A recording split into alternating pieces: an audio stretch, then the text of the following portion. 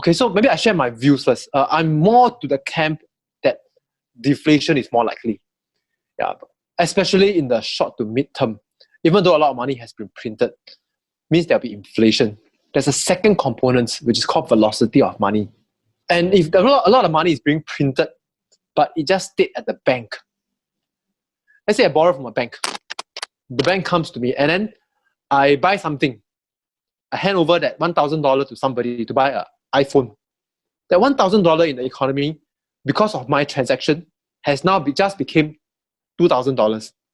And the person, the handphone seller, take that $1,000 and pay his supplier, that's another $1,000 moved in the economy. Yeah, so I think there's this velocity of money, which is how fast money moved. Yeah, so the same $1,000, it could become $10,000 or $50,000, depending on how fast it moves.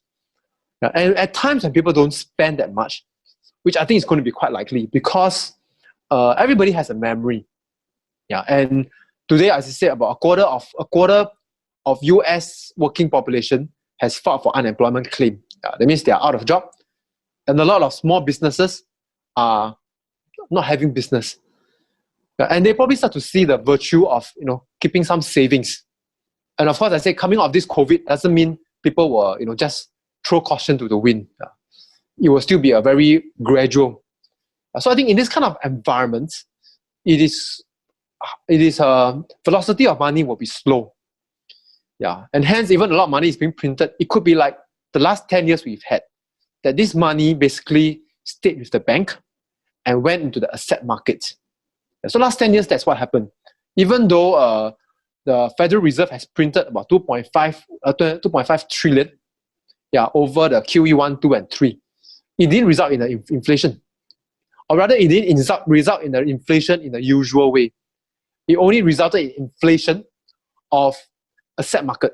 You see your stock price going up, property prices going up, but the daily food, it doesn't really go up. Because if the wealth is concentrated at the wealthy, it doesn't cause that kind of inflation that we see.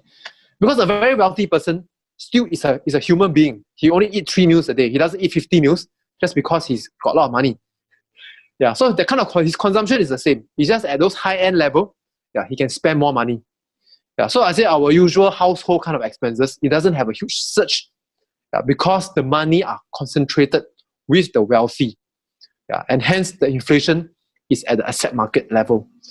Which is why I think today it's important for us, as said again, to be half invested or at least 30-40% invested, because the next time round inflation take place, I think it's again going to happen at the asset market level, not at the general price level.